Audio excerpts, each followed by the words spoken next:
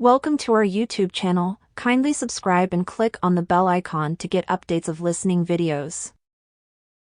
The answers are at the end of the video and the timing is also explained in the description box. Do not forget to comment your listening band score in the comments section. Section 1. You will hear a man arranging to get a telephone connection. First, you have some time to look at questions 1 to 4.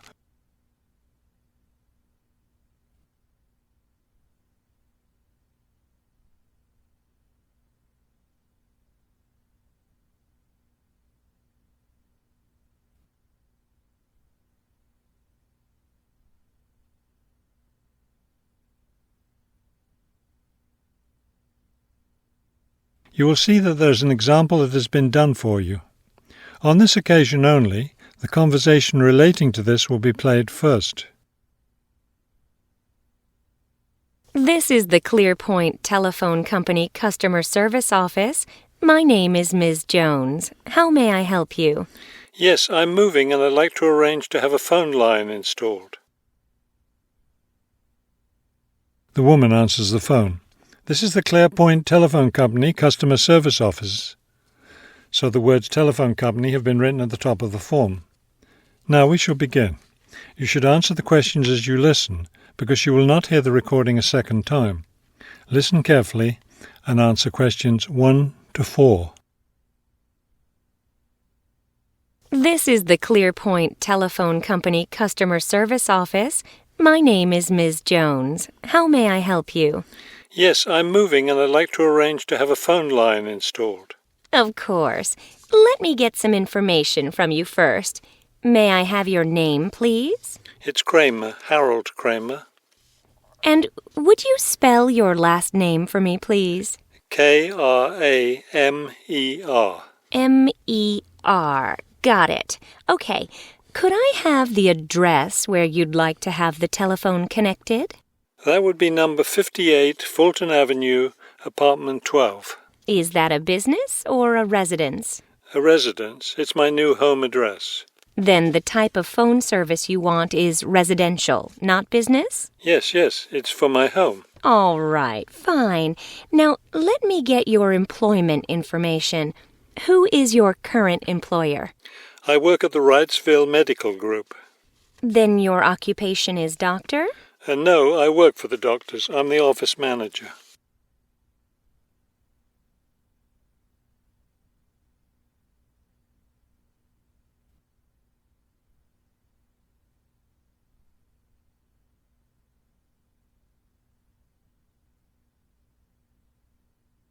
Now listen and answer questions 5 to 10.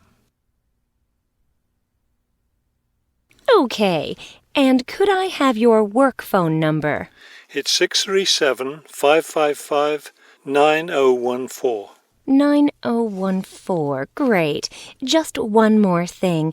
I need to know how long you've been at your current job. I've been working there for quite a while now. Let me see. 9, that's right, 9 years. Okay, good. You've been there long enough, so I don't need to ask about any other work history.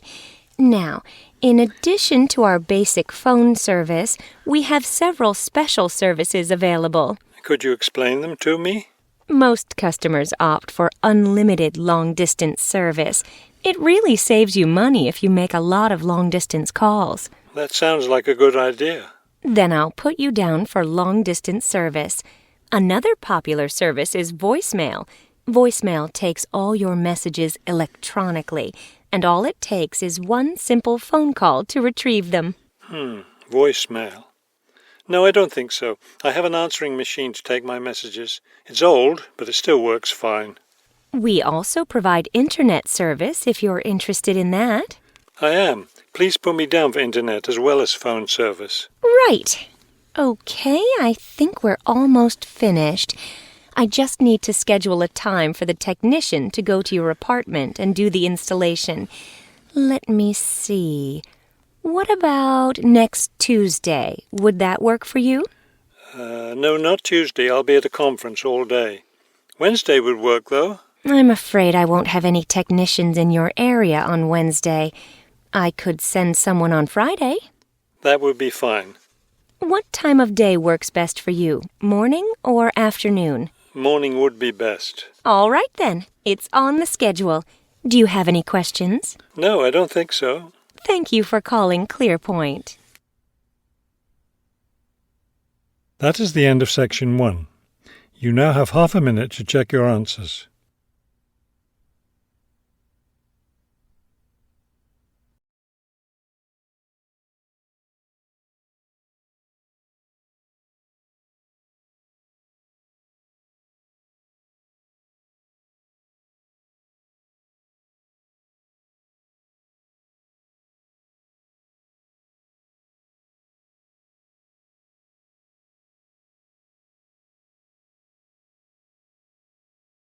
Section 2. You will hear a radio interview about an upcoming fair. First, you have some time to look at questions 11 to 14.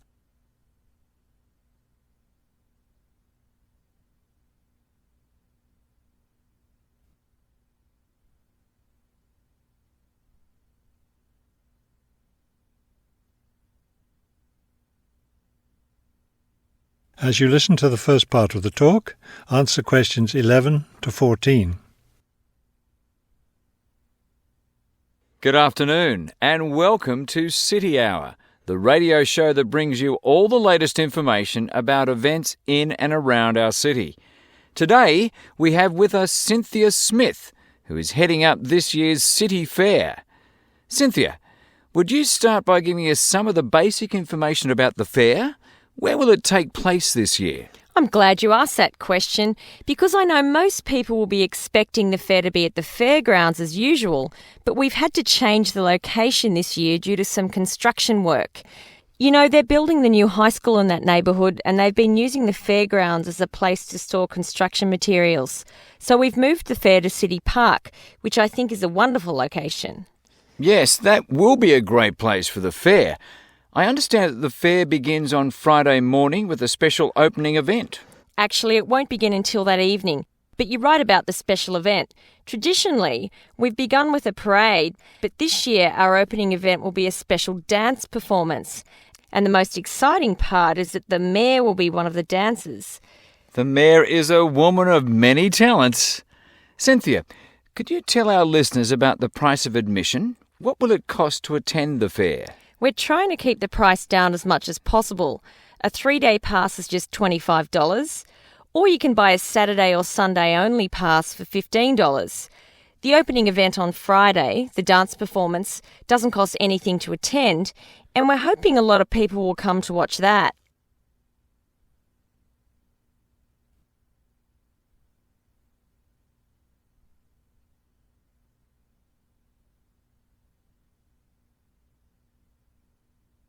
Now listen and answer questions 15 to 20. Could you tell us about some of the events planned for Saturday and Sunday, the main days of the fair? We have a lot of exciting things planned. There are a number of events especially for children, including a clown show on Saturday afternoon. On Saturday evening, we've got an event that can be enjoyed by the whole family, a concert by the lake. I'm sure that will be a popular event. Is there anything special planned for Sunday? Yes, a really fun event, and we hope a lot of people will participate. There'll be a singing contest in the afternoon. It's open to everyone at no charge. It doesn't matter whether you're an experienced singer or not. If you've always dreamed of singing on stage, this is your chance. That sounds like a lot of fun. I think it will be. I'd also like your listeners to know that besides the special events I've mentioned, there will be things taking place all weekend. For example, at the food court, international food will be served. You'll be able to sample dishes from all around the world. There will also be special games for children at different locations around the fair. Will there be things people can buy, souvenirs, anything like that? We have a large area set aside where there will be crafts for sale. This will be an opportunity to buy many lovely handmade things and to get to know some of our local artists and craftspeople as well. It sounds like there will be a lot of fun for everyone at this year's fair. Thank you for sharing the information with us, Cynthia. Thank you for inviting me. That is the end of section 2. You now have half a minute to check your answers.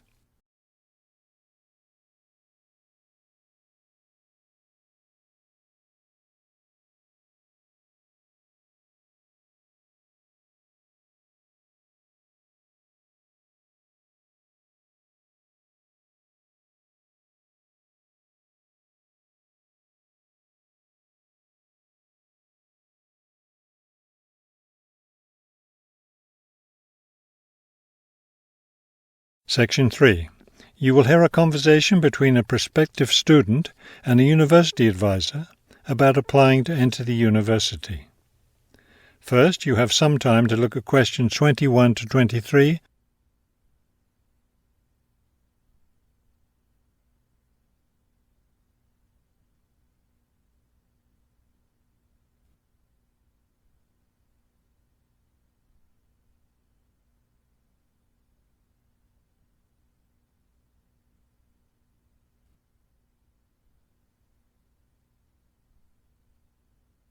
As you listen to the first part of the conversation, answer questions 21 to 23. I'm interested in entering your business administration program, and I'd like some information on how to apply. I'm a little concerned because I've been out of school for a number of years. That could actually work to your advantage. It's possible to get academic credit for work experience if that experience is related to courses in our program. I've been working in business for several years. How would I get academic credit for that? First, you'll need to read the university catalogue to see if any of the course descriptions match your specific job experience. For example, if you've worked in accounting, you may be able to get credit for an accounting course. So then what would I do? You would write a summary of your work experience, relating it to specific courses we offer. Submit that to the admissions office with a letter from your work supervisor confirming your experience.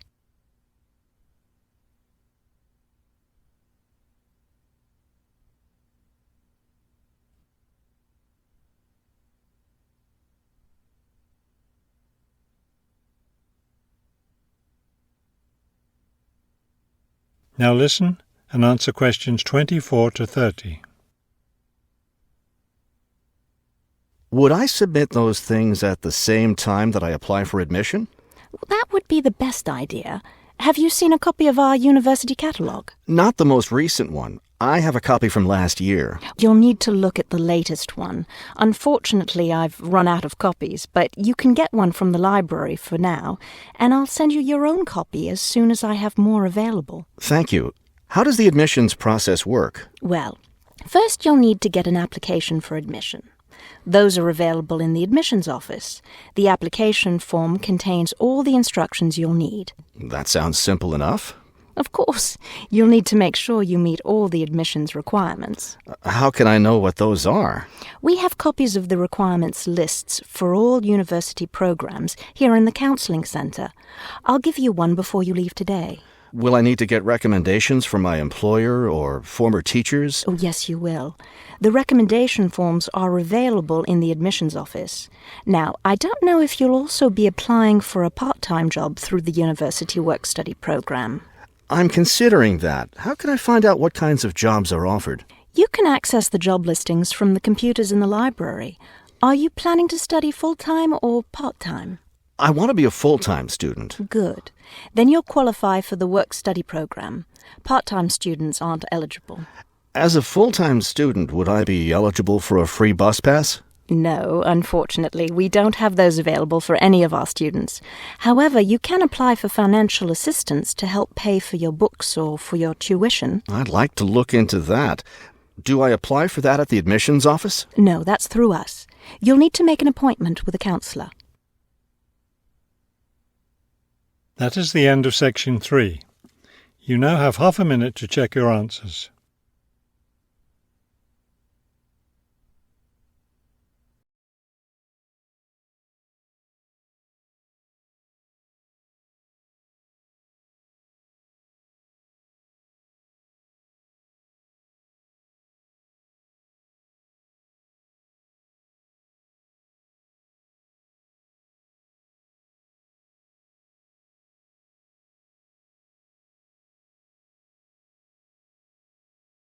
Section 4. You will hear a lecture about the black bear. First, you have some time to look at questions 31 to 35.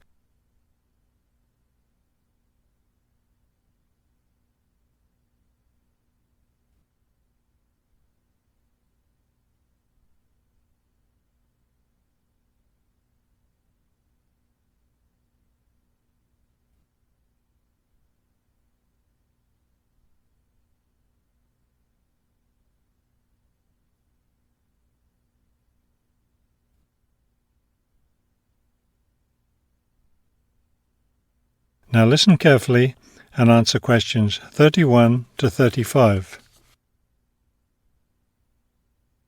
The black bear, or Ursus americanus, has a wide range inhabiting forested areas of North America, including Canada, the United States, and parts of northern Mexico. Black bears are omnivores, getting their nutrition from a wide variety of plants and animals. The particular foods any one bear eats depends on what's available in the area where that bear lives, as well as on the season of the year. Generally speaking, plant foods make up 90% of the bear's diet. The rest of its meals consist of animal foods, such as insects and fish. Bears have a relatively long gestation period. Mating takes place in the spring or early summer, but bear cubs aren't born until the following winter. Usually, 2 cubs are born at a time, although some litters may have as many as 5 cubs. Bear cubs are dependent on their mother and may stay with her for close to 2 years. Wild black bears can live as long as 25 years. They've lived for as long as 30 years or more in captivity.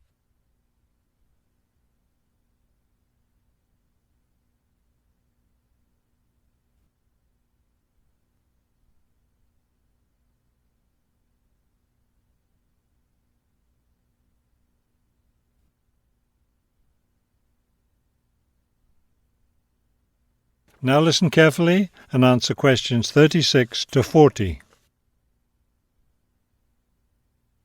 Much of the black bear's range coincides with the range of its close cousin, the grizzly bear.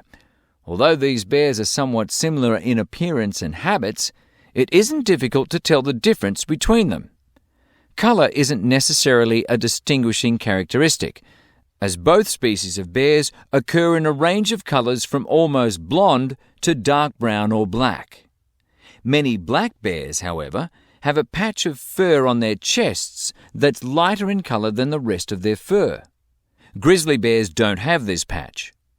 Size isn't always a distinguishing feature either, although grizzly bears are usually heavier with an average weight of 225 kilos.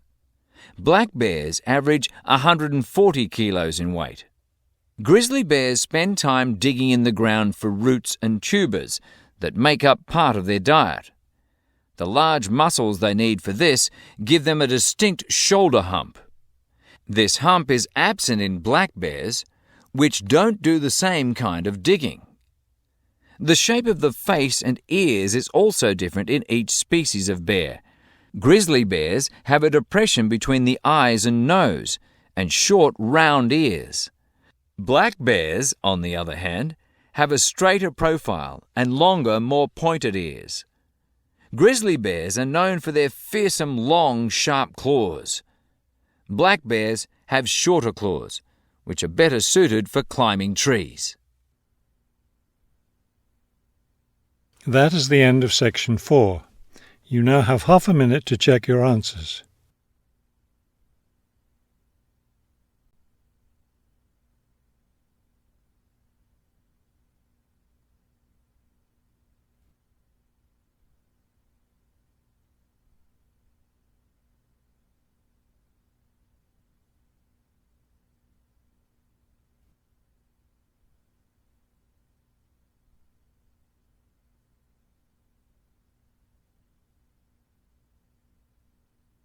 You will now have 10 minutes to transfer your answers to the listening answer sheet.